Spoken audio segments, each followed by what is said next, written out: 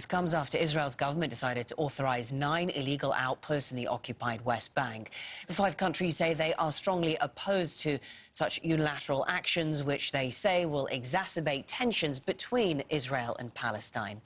Rami Khouri is a senior fellow at the Harvard Kennedy School and says Israel will not be intimidated by Western condemnation.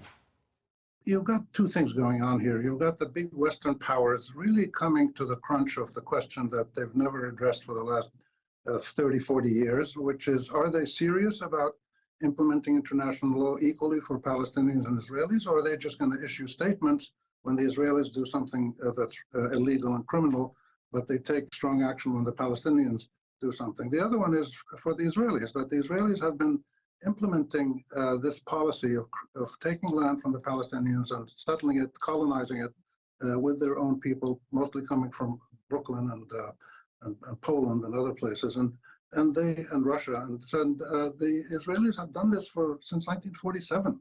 They've been taking Palestinian land. So these are historical trends that are really at a moment of reckoning now. And we'll have to see. If we're talking about the rule of law, then we'll have to get a better action response from the West, as the West has acted in Ukraine to implement the rule of law. They've been ignoring these statements. In fact, they've been spitting in the face of the Americans, often literally when an American president or secretary of state visits Israel the same day they authorize a new settlement. This has been their pattern over the last 20, 30 years.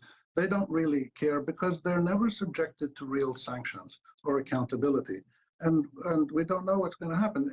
I wouldn't be surprised if the Americans and Europeans realize that this is going to create a catastrophe if it keeps going on, that they might say, well, maybe we should let the International Court of Justice or the International Criminal Court investigate this and help us see what's to be done.